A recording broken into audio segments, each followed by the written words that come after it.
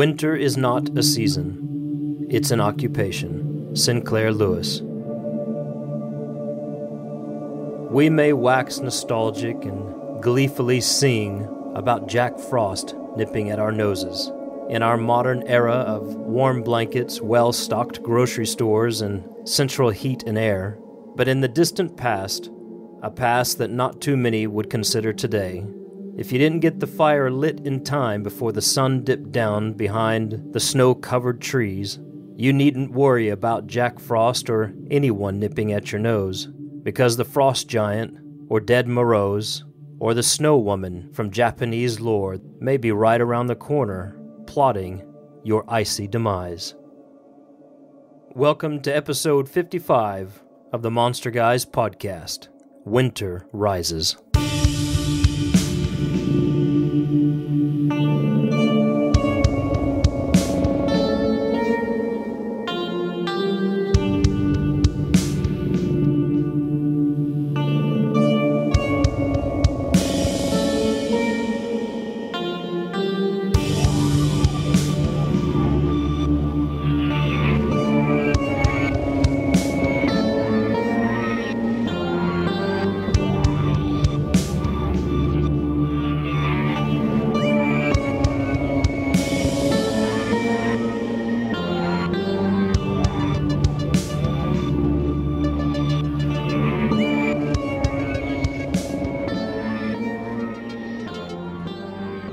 Here we are with another episode of the Monster Guys podcast. It's good to be back with everyone this week again. We are very quickly approaching the winter season, Michael. Tonight's topic, winter rising, it's appropriate because today was pretty chilly and tonight got downright cold. Yeah, it is a bitter cold. I'm inside. I have a sweater on and slippers, and I'm still wearing a scarf, and I can't wait for a warm blanket. You would never have survived hundreds of years ago. Probably not. We are in an era of creature comforts. We've got blankets, central heat and air. We've got grocery stores that are stocked to the gills with everything we could possibly imagine. We can go right out and get our emergency or our flu medicine or our cough drops and be just fine. We can wrap up in our cozy feather blankets and watch Netflix if we want to. We have no worries, for the most part, here in the West. You say we would be just fine, but I do know some people who are still complaining about the cold. So I can imagine back then. But imagine a time when, if you got wet before you got the fire lit at night and the sun dipped down, you're a goner. Yeah, it was definitely a harsher world, and I think that's what plays into a lot of what we'll be talking tonight about with the harsh deities given to these seasons. Yeah, there are a lot of really harsh and really big gods and goddesses and folklore associated with winter, most of which has been diminished over time to something rather cutesy and fun and jovial, and it wasn't like that some time ago. So let's talk about that. Let's talk about that beginning with Jack Frost, because to me, he's the picture-perfect icon of what has happened to winter over the years. Jack Frost, has become this artsy little imp that goes around and tickles people's noses and sprays frost on the windowsill so that your lights can look better through the window at Christmas time. But Jack Frost, at one point, he was a frost giant. He was a big, bad dude. Yeah, he was one of the biggest and baddest dudes, actually. He was known to be almost invincible, and he would kind of just... there's one story of him kidnapping a princess, and people tried to stop him. They would toss their spears and, try to strike him with swords, but the weapons all glanced off of his natural thick skin, so he was known as being this terror throughout the land. But to put it into perspective, you bring up a good point that he has been diminished. Now he's just kind of seen as this, sprite, this elf almost, that goes around and paints frost all over the world. He actually comes from a lineage not too far from Odin. Going back to some of the primordial beings that created or were part of the creation myth for the Norse, Odin, Willi, and Way were three brothers from one particular giant.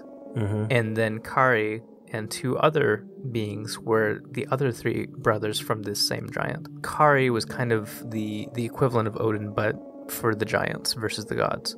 And Kari was the wind. And probably his most horrible son was Jokul Frosti, who we now know today as Jack Frost. Jack Frost. He was the personification of frost. So he fit that very well. But Frost now is kind of cool. We go outside, we see, the nicely manicured, if somewhat dead during the winter lawn that has ice all over and kind of glints in the sun, makes a nice little display. Or it might be this cool thing over the windshield in the car when you get in the morning. But I don't think that's very cool at all. Well, it's very cold.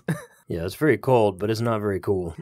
But, you live back then, and frost meant death for some people. So it definitely has a very different flavor, a very different feel.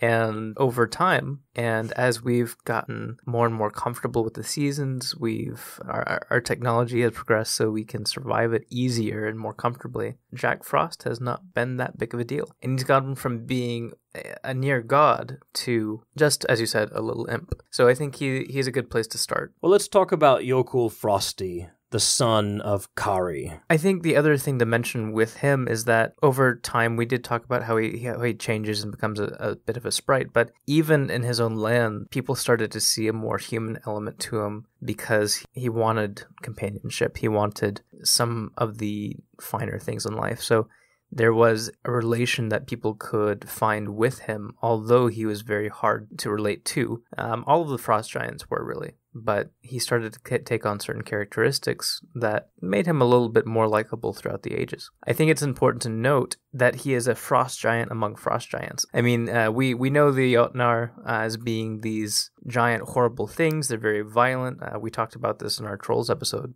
for an extensive amount of time. They were almost inherently evil most of the time, and it's why the gods would go out and fight them, just because they were known as being murderous even to each other. So to have somebody be one of the worst, it's really quite fascinating. And for that to be the personification of winter, that's what they chose to represent winter as. It does make sense. Winter itself obviously probably played a pretty heavy role in the lives of the Norse and the Scandinavian people. And it's interesting to note as well that the giants came from two different realms. They came from Muspelheim, I believe I'm saying that right, which is the land of fire, or more commonly, they came from Niflheim, which was the land of frost giants. And something to be aware of is that Niflheim actually houses one of the realms of the dead, or a place in the underworld. And it is also home to Hel, who guards that place in the underworld. I'm sure everybody's familiar with Valhalla.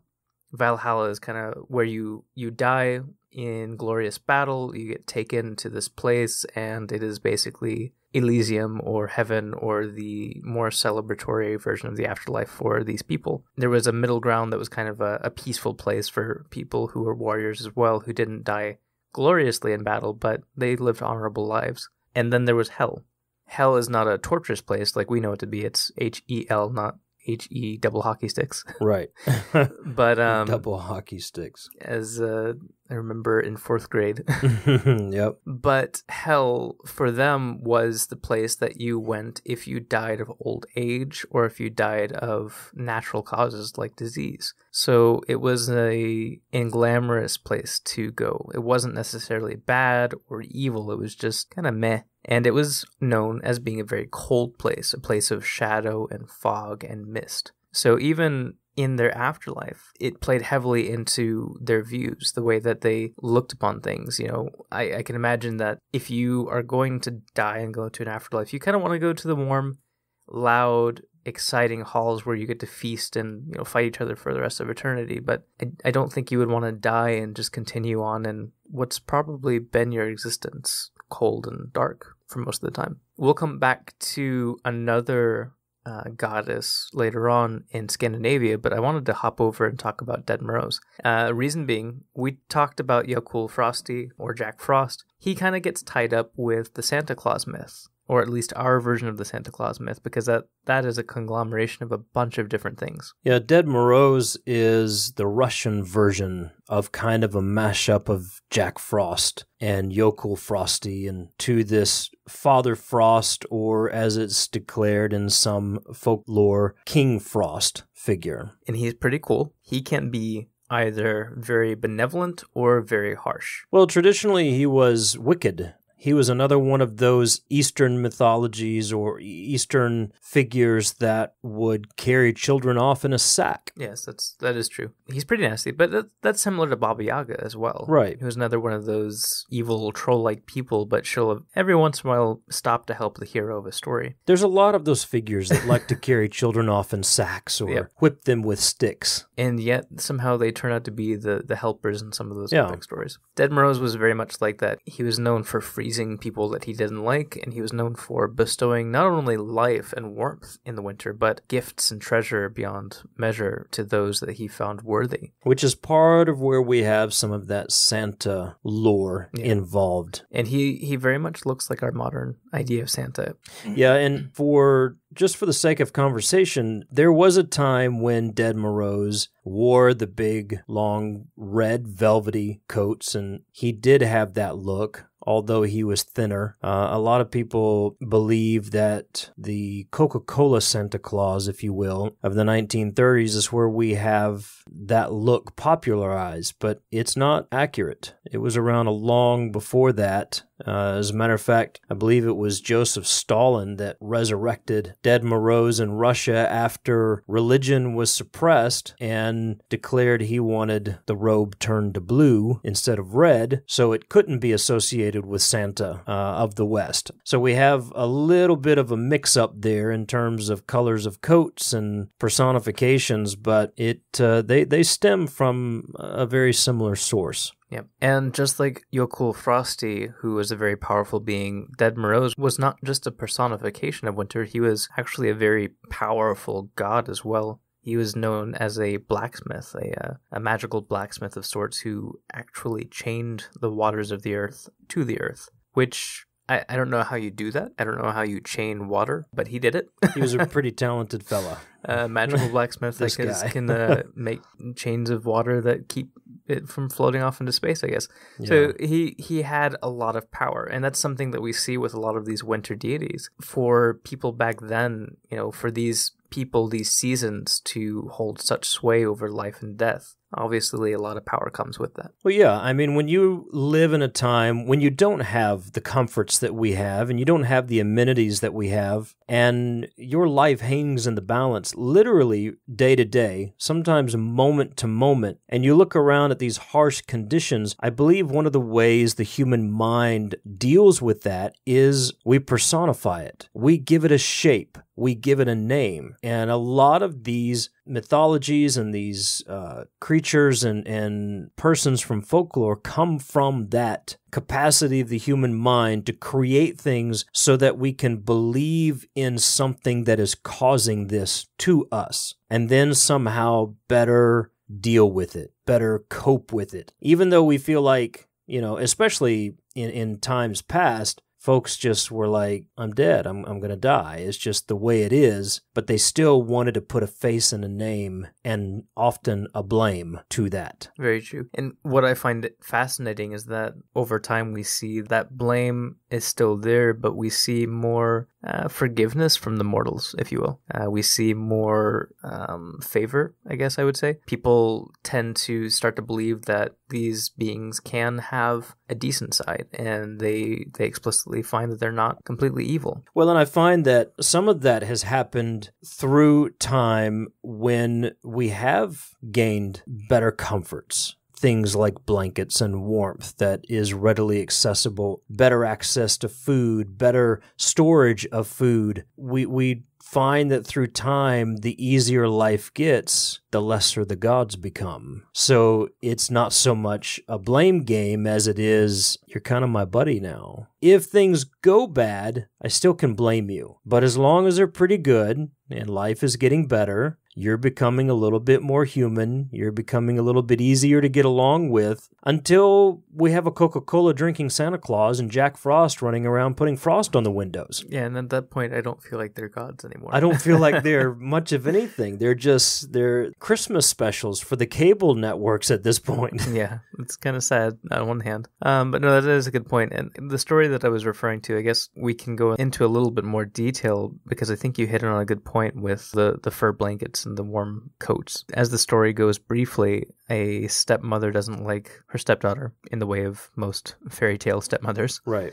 And so she sends the stepdaughter out into the cold to fetch water or some task that just doesn't make any sense in the dead of winter. And the girl is out there about to freeze to death. Ded Moroz comes to her and starts to have a conversation with her. He finds this girl to be delightful and intelligent and charming, and so he sends her back home with fur coats, make sure that she's nice and warm. I think it even talks about how he makes her cheeks rosy and warm. He also gives her this chest of gold and treasure. And so the little girl goes back home. The stepmother sees that she has come back in such a better condition that she left. And so the stepmother sends her actual daughter out there, the evil stepsister, if you will. And of course, again, as fairy tales go, the stepsister is kind of evil and bratty. And she does find Ded Moroz, but Ded Moroz finds her to be not like the other girl. So she freezes to death. He actually turns her to ice, and that's that. And so the moral of the story obviously is, be nice to winter spirits and they'll be nice to you. Again, respect the season. Yeah. But I do think you hit the nail on the head there with the warm coats. We start to see the gift-giving aspect as the nations go by. Well, I think we even see it in places like Japan with the Yuki-onna. Ancient times, the Yuki-onna was the snow woman. We call her the snow woman commonly now, but she was associated with winter, with a harsh season. A tall, beautiful woman with long black hair. Now she's often seen as that beautiful figure that can be powerful, can be intimidating, but in times past, historically, she was the very definition of harshness, of the harsh winter, the frost. She had no problem, even took pleasure in killing people off. As time went on, she didn't necessarily diminish in terms of her figure, in terms of how people saw her, but how they responded to her. She was less harsh. She was easier to get along with, and now is largely associated as just that beautiful snow woman that is responsible for cold weather. I would like to point out in the old stories, she would eat people's livers. Yeah. So she was almost seen as something of a cannibalistic spirit, if you will. But as you pointed out, in a lot of anime and a lot of manga these days, she's actually seen as sort of a supernatural romance interest. So yeah, you see her a lot in popular culture now, and very amiable for the most part. Even though she's still associated with the harshness of winter, she's not as vicious, eating not livers. as vicious. Yeah, that's the word. As a matter of fact, I think there's a saying, and I would have to look up the proper reference to it, but there's a saying that the people of the North are very much associated with the snow woman and the cold and the mysterious disappearances and fanciful stories of that time. And the people of South joke that those of the North take so much sake that they see snow-covered trees as women. So it's, I guess it's all in how you view it and how much warmth you have coming in. Well, that's another interesting thing. The difference in regions. Part of where we get the idea of Jack Frost versus Jokul Frosti is the English side of things. That more modern name comes from the English version of the story, which obviously is much less harsh than living up in Scandinavia. So region plays heavily into how these deities survive the times and who comes out on top. Yeah, regions and technological advances, and again, just what we have access to, and especially here in the West. I mean, Jack Frost came to us from England, but I think he's even less of a figure here throughout the years as we gave rise to Santa Claus, especially through the 30s and moving forward. We just continued to diminish those old gods. Yeah. Turn the lights out for a few hours, and that could come back to bite you pretty hard, but most people over here, most people in industrialized countries are not very concerned about that. Now, the other side of technology, well, I guess we can go ahead and talk about Skadi. Because I didn't think about it until now, but she's not necessarily technologically advanced, but she did have a form of technology about her that helped her navigate as a hunter, or a goddess of hunting and a goddess of winter. Yeah, Skadi, you're talking about the daughter of Thiazi, goddess of winter, hunting, and revenge. Yes. Pretty scary mix-up right there. Definitely. And she is a giant. The only reason she's a goddess, well, historically she was actually worshipped. So, you've got the goddess status there. But as far as the folklore goes, the only reason she's a goddess is because after her father was killed, because her father kidnapped the...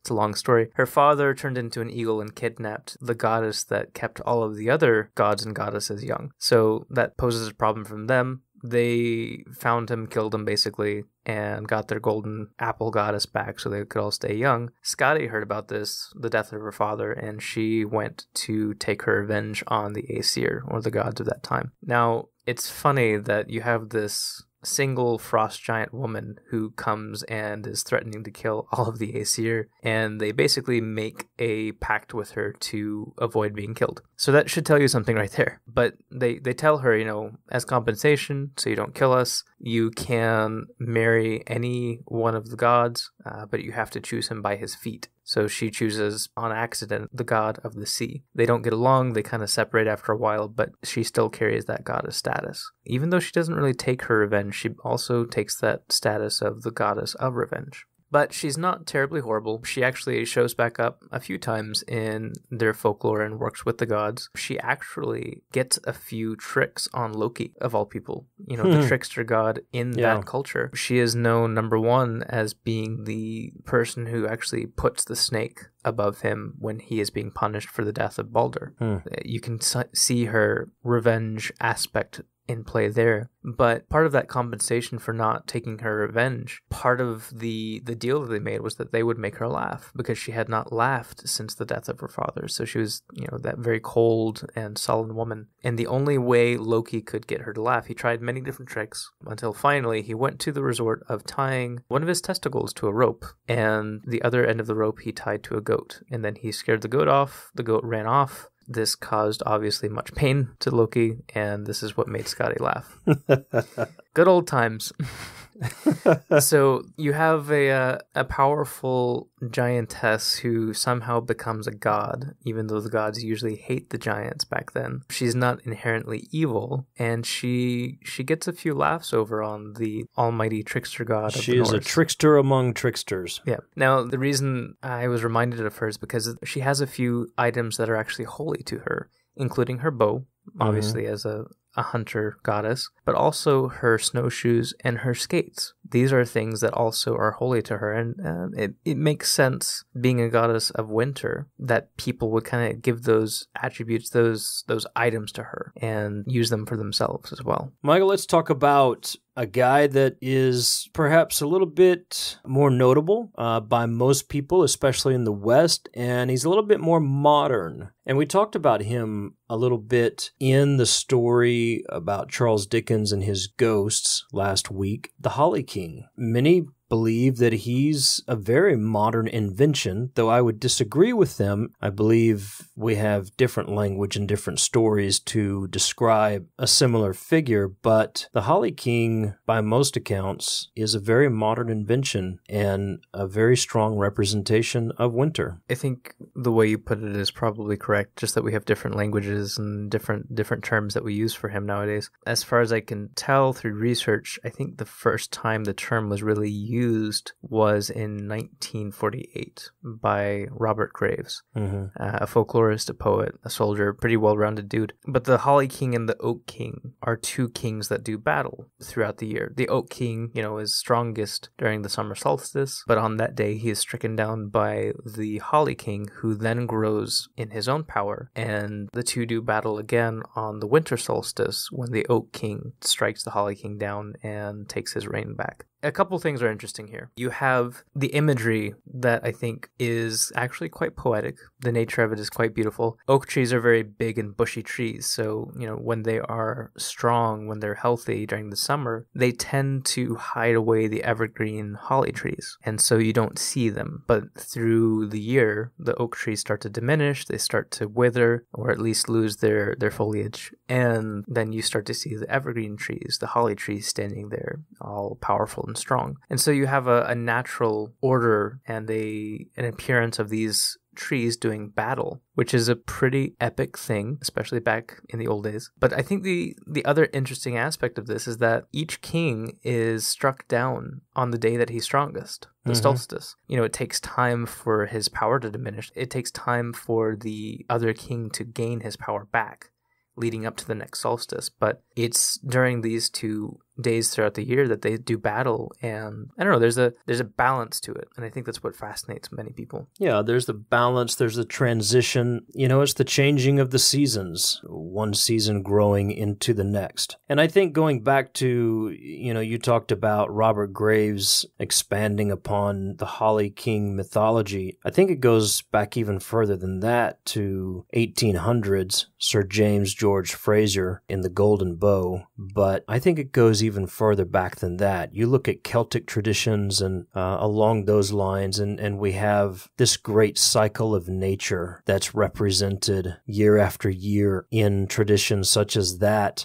very clearly give us the picture of what we call the Holly King and the Oak King now, but that cycle is certainly central to life and death and is very prominent in their writings and their traditions, their practices and activities. So, in other cultures as well. So I think coming forward, what we again see is this personification of nature, this personification of a changing of the seasons and the representation of those seasons and the persons to whom we can worship or speak to or interact with on a more personal level. Or blame. Yeah. Yes, and a lot of people kind of make the argument that the Oak King and the Holly King are actually one person in the same in the god Cernunnos, the horned god of Celtic mythology. And I think that is something that has become more popular in our modern era. But the idea is that you see the horned god throughout the year display the cycle of seasons all in himself, and so he kind of takes those two into stride as well. And it's interesting, during his life cycle, he actually dies during the winter and then comes back as a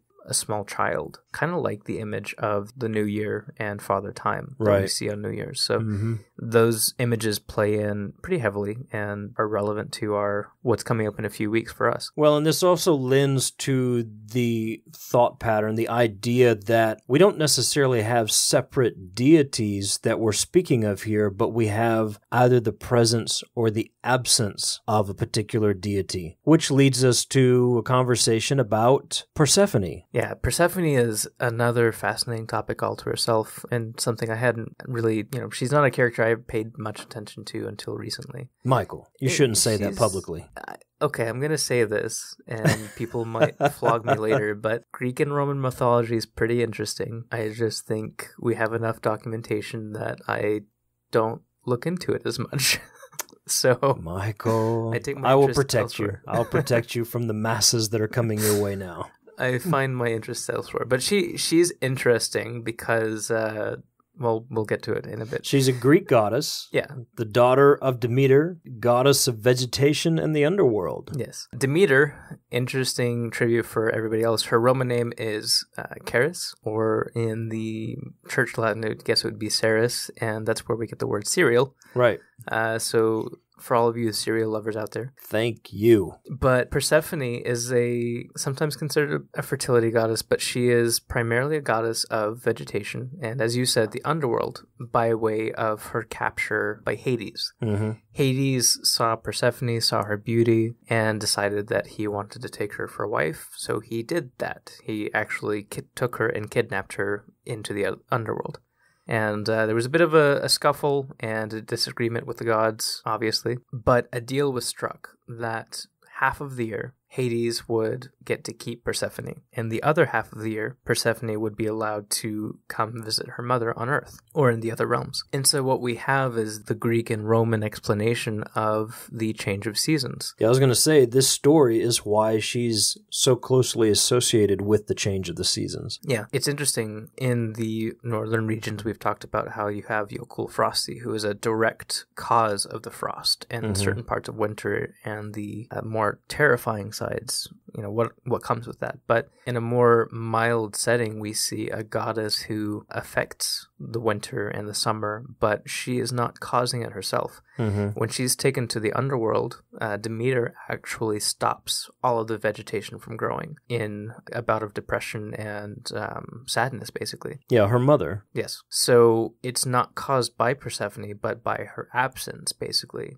Right. This change of seasons. Now, Persephone is an interesting character because she actually was around before the rest of the gods. In this mythology, as folklore changes, as mythology changes, she became the daughter of Demeter, and I believe she's the daughter of Zeus, I can't remember. But, she's kind of wrapped up into that pantheon, the Olympians. But if you go back and look deeper into time, she was actually a bigger part of earlier agricultural cults and other belief systems, and she existed before the rest of the Roman and the Greek gods. So it's interesting to see, even back then as well, she was considered an underworld goddess. So before we have the story of her in Hades, she was a goddess of vegetation and life, and a goddess of the underworld and of death. And often associated with Hecate. Yes, and it's funny, one of her names, I guess she had a lot of different nicknames by a lot of the different cultures and subcultures associated with her, but one of the nicknames stood out to me as kind of funny. It was the best Chthonian. And it just seemed kind of a cute name for back then, I guess. Yeah. I wouldn't have, I kind of see her carrying a coffee mug saying, world's best Chthonian goddess or something. Right. But yes, she does have an association with Hecate. It is also interesting because you have this goddess that is a dual goddess of life and death, a goddess of vegetation and the underworld, and then you have an association with this triple-faced goddess of three different realms, the above, the middle, and below. But what I draw from this is that even in a place where she is not directly, a goddess of the seasons, she still holds, because of the power that she holds over the change of seasons, even indirectly, people still put a lot of weight on her. They still look at her and say, this is a very powerful person that we don't want to mess with. Even more so than certain other gods. Persephone was known for being somebody who could put up with Hades and was known to kind of be a fireball in her own right. So even though she's not Jokul Frosti, rampaging throughout the land, kidnapping people herself, but being kidnapped instead, she's still one to pay attention to and one to pay respect to. Yeah, she's definitely one to pay attention to and be respectful of, as are all the seasons, and particularly winter in its harshness and its death. Of course, we associate winter with death so often because of how harsh it is and how much it takes from people and how much it takes from the land. Just looking at these gods and goddesses and these personifications, Jokul Frosti and Ded Moroz from that Russian and even paganistic history, and Yuki-onna, all of these are very closely tied to winter and the rising of winter and the harshness of winter. And I want to share a quote from Tamara Andrews from her Dictionary of Nature Myths, Legends of the Earth, Sea, and Sky. Just kind of sums this thought process up. She says, myths and legends of the ancient world largely reflected the landscape and climate where the stories originated. The ancients continually had to battle the elements. Those in cold countries battled frost and ice. Those in the hot countries battled heat, lightning, and fire. The forces of nature overpowered the world, yet people still tried to control them, believing that nature powers acted through will made it necessary to placate them. The worship of nature then involved the reverence of natural phenomena as animated, conscious forces. And I think that's interesting how through history, because of how extreme the climates were, that people believed that these were the will of the gods. You know, these were caused by gods. These were caused by deities. These were caused by some great person. And they had to worship them. They had to give honor to them. They had to sacrifice to them in order to survive them. Like we said earlier, through time, we see how these gods and deities and personifications were diminished, made smaller, or made more personable, until now they're Saturday morning cartoons, in a lot of ways, or at least holiday cartoons on network television. Yeah, and I think going a step back before they went that far down the road of commercial stuff. Right. I think before we got to that point, it's interesting to see, you were talking about how winter is heavily associated with death. Mm-hmm. A lot of these gods are heavily associated with that death in nature, but their stories also show the coming of life from death. Right. The Green Man is sometimes referenced when talking about the Holly King. And in a lot of Green Man foliage masks, we see not human faces, but skulls with vines that, come out of the skulls. Mm-hmm. That image of life coming from death. So I think in some of this, we see, even with people like Skadi, we see, ice skates and snowshoes. We see hope. Mm-hmm. We see the coming of spring right around the bend. And we also see gifts. Like the skis and snowshoes, or like the warm coats from Ded Moroz that start to pop up. And I think this helped over time to progress, or have the hope to progress throughout history. As we're considering winter upon us this year, many are looking forward to snow-covered grounds and that first fall of snow. I know your brother has been running around all week. I can't wait for snow. I can't wait for snow. And your mother and I looked at him at one point and was like, no, please no. And he looked back at us with all the intelligence and philosophy of a 10-year-old, and he said, listen. And he said this very directly. Listen, it may not be very much fun for you, but I am a kid, and I like to go play in the snow. So I'm looking forward to the snow. And it's true. We all have that childlike appreciation for something so beautiful, something so soft, something so pristine. And then 2 days later, when it turns to gray slush and it's sticking to your vehicle and you can't make it to the door without falling on your romp, it doesn't become so beautiful and pristine at that point, and the glory of it is past us, and we're ready to move on to a warmer season. It's funny. It is, like you said, that a lot of these personifications, a lot of these gods and goddesses and deities are as much associated with death and winter and the harshness of the season as they are life and spring and rebirth and growth, and then later in the world with harvest. It is that cycle of nature. It is that constant changing of seasons. They can be as benevolent and gift-giving as they can be harsh and murderous even at times. Jerks. Yeah. All in all, winter is rising. It is surely upon us in just a matter of days even, and many are already experiencing some of that harsh climate move in upon them. But I would say to you this: be respectful of winter. Be aware of winter and what winter brings. As much as the beauty that we see in it, there's also a difficulty and a harshness to it that we need to be aware of and respectful of. So have fun with those snow fights, but keep that shovel close by, because you're going to be clearing some sidewalks soon. We're both, I guess we would both be Floridians. I don't know if you want to call yourself that. not, but I mean, I definitely still feel like a Floridian. I think I've learned to have, if not a second jacket, at least something else to replace my jacket with after a snow fight and after the jacket is sopping wet.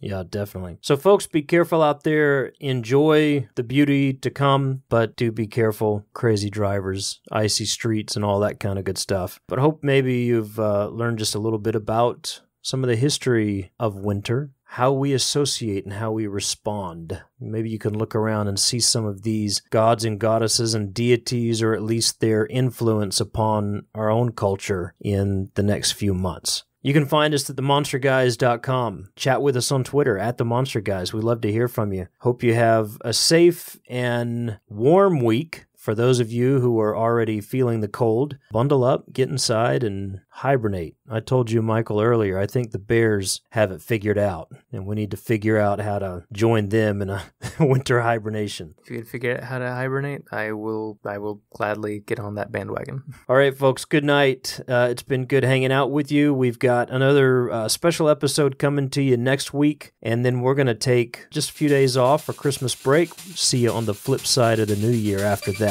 But until next week, have a good one. Good night. Good night.